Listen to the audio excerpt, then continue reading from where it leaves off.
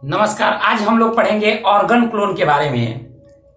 पिछले वीडियो हम लोग क्लोनिंग से था और इस वीडियो में हम लोग ऑर्गन क्लोन के बारे में देखेंगे।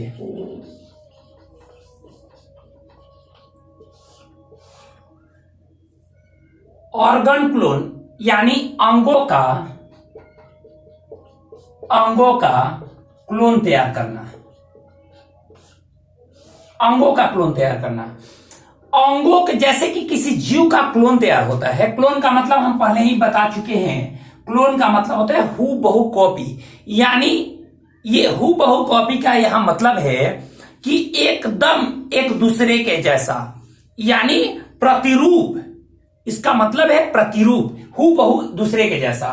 तो अंग का यहां क्लोन तैयार होगा। इसका मतलब है कि अंगों के जैसा ही दूसरा ऑर्गन तैयार करना, अंगों के जैसा ही दूसरा अंग तैयार करना, यह ध्यान रखिएगा। इसमें मुख्य रूप से स्टेम सेल को लिया जाता है। Stem cell. अब एक बात आती है कि स्टेम सेल है क्या। एक बात आती है कि स्टेम सेल क्या है। तो स्टेम सेल एक ऐसी कोशिका है। स्टेम कोशिका एक ऐसी कोशिका है, इसको हिंदी में कहते हैं स्तंभ कोशिका। स्तंभ कोशिका। स्तंभ कोशिका।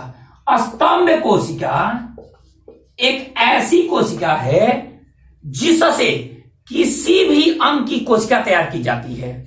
यानी ऐसी कोशिका जिससे किसी भी अंग की कोशिका तैयार की जा सके उसको स्तंभ कोशिका कहा जाता है। और ऐसी कोशिका मानव शरीर में 3 जगह से ली जाती है। अब देखिए कहां कहां से। स्तंभ कोशिका मानव शरीर में 3 जगह से ली जाती है। किस लिए? अंगों का क्लोन तैयार करने के लिए 3 जगह से ली जाती है। देखिए पहला जो स्तंभ कोशिका लिया जाता है वो है आपको बोन मैरो, यानी अस्थि मज्जा। अस्थि मज्जा पहला जो लिया जाता है जो स्टेम कोशिका, वो है बोन मैरो। दूसरा है एम्ब्रियो, मतलब भ्रूण से। और तीसरा है आपको प्लेसेंटा। प्लेसेंटा जिसको खेड़ी या आवल कहते हैं, जो मां के गर्भ में जब बच्चा पल रहा होता है तो बच्चे के नाभि से मां के गर्भाशय के दीवारों से एक नली लगी होती है जिसको खेड़ी या आवल कहते हैं। इसी को प्लेसेंटा कहते हैं। बच्चे के जन्म के बाद ये बेकार हो जाता है, इसको बेकार काट करके फेंक दिया जाता है। ये 3 जगह है जहां से क्या किया जा सकता है, स्टेम सेल लिया जा सकता है। और इन 3 जगह की कोशिकाओं को किसी भी अंग की कोशिका के रूप में विकसित किया जा सकता है। देखिए जो बोन मैरो है, बोन मैरो से जो कोशिका हम लेंगे, बोन मैरो से जो कोशिका लेंगे उससे सिर्फ 2 ही ऑर्गन तैयार किए जा सकते हैं। इसमें लीवर और किडनी, ये 2 ही ऑर्गन तैयार किए जा सकते हैं, बाकी अन्य ऑर्गन तैयार नहीं किए जा सकते। आपको पता है कि जो बोन मैरो होता है, बोन मैरो से ही आरबीसी और डब्ल्यूबीसी जो हमारा ब्लड है ना, उसका वहां से फॉर्मेशन होता है, वहां से निर्मित होता है। यानी रक्त का निर्माण, जैसे लाल रक्त कणिका, इसका निर्माण जो लाल अस्थि मज्जा है उससे होता है, जबकि श्वेत रक्त कणिका का निर्माण श्वेत अस्थि मज्जा से होता है। यानी अगर हम कहें तो रक्त का निर्माण ही अस्थि मज्जा से होता है। रक्त की कोशिकाएं वहां से बनती हैं, ऊतक बनते हैं अस्थि मज्जा से। इसीलिए अस्थि मज्जा से हम स्टेम से लेकर के ऑर्गन बना सकते हैं, लेकिन सभी ऑर्गन डेवलप नहीं हो सकता। इसीलिए वैज्ञानिकों ने भ्रूण पर रिसर्च करना शुरू किया। तो भ्रूण से जब लिया, एम्ब्रियो से जब लिया स्टेम सेल, तो इससे सभी अंग बन जाते थे, यानी बनाए जा सकते हैं। लेकिन एक बात जरा सोचिए, यदि भ्रूण से, अगर मान लेते हैं कोई मां के गर्भ के भ्रूण से कोई आप सेल ले लिए, तो एक बात जरा सोचिए, वो जब भ्रूण बड़ा होगा, जब एक शिशु के रूप में होगा, तो उसमें कोई ना कोई कोशिका की, जो यहां से कोशिका निकाली गई है, ये तो आप नहीं जानते कि वो कोशिका हाथ के रूप में डेवलप होगा या सिर के रूप में या पैर के रूप में, किस रूप में डेवलप होगा ये तो नहीं जानते।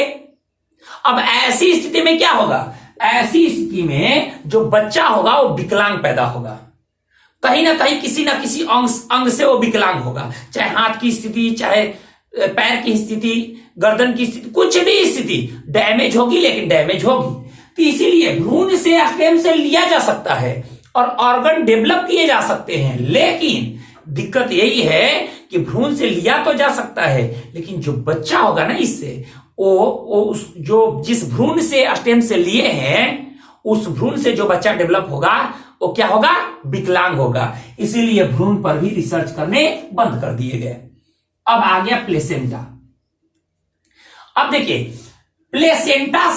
प्लेसेंटा क्या होता है कि जब बच्चे का जन्म होता है ना, तो इस प्लेसेंटा को मतलब खेड़ी को क्या करते हैं कि नर्स क्या करती है कि दोनों तरफ चिमटा लगा करके और काट देती है, मतलब ऐसा ना खिंचाव ना है, फिर धीरे धीरे सूख जाता है। जो बच्चे का नाभि होता है, नाभि से वो जुड़ा होता है, फिर धीरे धीरे वो जो प्लेसेंटा है वो सूख जाता है और मतलब वो खेड़ी वाला हिस्सा वो बेकार रहता है, यानी बेकार ये, यानी बच्चे के जन्म के बाद ये बेकार हो जाता है, लेकिन इससे स्टेम सेल निकाला जा सकता है, स्टेम सेल निकाला जा सकता है। जब स्टेम सेल निकाला जा सकता है तो आप सोचिए कि स्टेम सेल निकाला जा सकता है तो इससे किसी भी अंग को निर्मित किया जा सकता है इस कोशिका से, यानी स्टेम सेल अगर है तो इसका मतलब क्या है, उससे किसी भी अंग की कोशिका विकसित की जा सकती है। तो प्लेसेंटा से जो स्टेम सेल लिया गया उससे कोई भी अंग बनाया जा सकता है।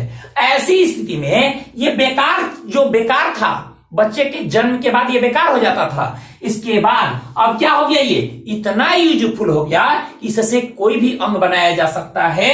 यही कारण है कि वर्तमान समय में प्लेसेंटा को luxury part of the body कहा जाने लगा है।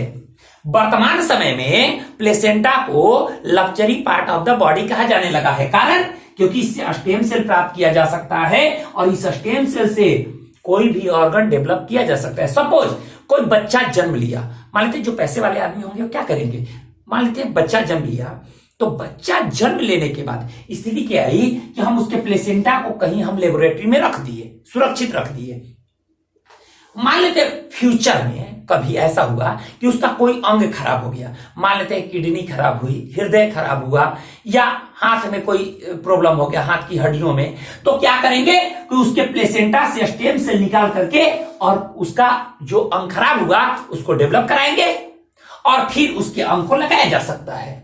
ऐसी स्थिति हो सकती है ना। आप खुद सोचिए, अगर मान लेते हैं प्लेसेंटा जिस बच्चे का रखा गया है उसका ऑर्गन तैयार किया जा सकता है आसानी से, तो जब तैयार किया जा सकता है तो अब तो किसी का ऑर्गन खराब होगा तो भाई उसी के प्लेसेंटा रखा हुआ है लेबोरेटरी में, उसको सुरक्षित रखा हुआ है, कोशिकाएं जीवित अवस्था में है, वहां से स्टेम सेल लेकर के उसका अंग बना दिया गया। तो ये प्लेसेंटा जो बेकार हुआ करता था क्या हो गया, वर्तमान समय में luxury part of the body कहा जाने लगा। किसको, प्लेसेंटा को।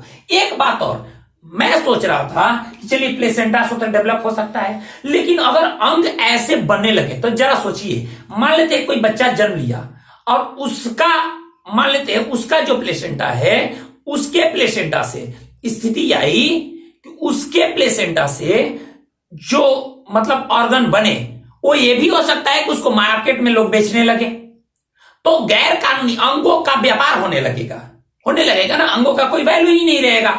अरे किसी का अंग खराब हुआ, चलिए अरे मिल जाएगा कहीं, जैसे नहीं होता था शुरुआत में मोबाइल का सिम आया था, शुरुआत में मिलता था इतना, आपको 2000-3000 लग जाएंगे लाइफ टाइम कराने में, ऐसी स्थितियां होती थी। तो आज के डेट में फिर आगे चलकर क्या हुआ, छतरी टांग कर जगह जगह क्या कहिए सिम बेचने लगे, लोग बेचने लगे, टोकरी में बेचा जाने लगा सिम। तो बात वही हो जाएगी फिर अंगों की कि अंग का कोई वैल्यू ही नहीं रहेगा, तो यह समस्या उत्पन्न हो सकती है। लेकिन अंगों का क्लोन तैयार किया जा सकता है, कहां से, अस्थि मज्जा से, भ्रूण से और प्लेसेंटा से। ये तीन जगह से स्टेम सेल लेकर, स्टेम सेल का मतलब स्तंभ कोशिका, और हम बोल दिए हैं कि इसका अर्थ क्या होगा, स्टेम सेल किसको कहेंगे, यानी ऐसा सेल जिससे भी किसी भी अंग की कोशिका तैयार की जा सके उसको स्टेम सेल कहेंगे। तो वो स्टेम सेल कहां से लिया जाएगा, बोन मैरो, एम्ब्रियो और प्लेसेंटा, तीन जगह से। बोन मैरो से लिया जाएगा तो दो ही ऑर्गन डेवलप होंगे, किडनी और लिवर।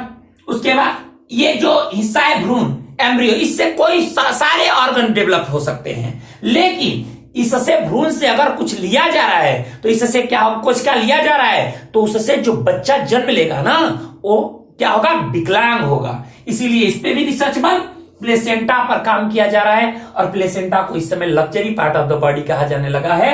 इसको आप ध्यान रखिएगा, और ध्यान रखिएगा प्लेसेंटा एक महत्वपूर्ण अंग है स्टेम सेल के लिए, ठीक है। हाँ, ऑर्गन क्लोन अंग जो क्लोनिंग के माध्यम से जो ऑर्गन तैयार किए जाएंगे, अगर ऐसा होने लगता है तो आने वाले भविष्य में टोकरी में बेचा जाने लगेगा अंगों का कोई वैल्यू ही नहीं रहेगा। इसीलिए इसको नियंत्रण में इस पे काम किया जाएगा। जो भी है इसको आप लोग एक एक चीज को ध्यान से करके इसको नोट कर लीजिएगा। आज के इस वीडियो में इतना ही, मिलेंगे अगले वीडियो में अगले टॉपिक के साथ। धन्यवाद।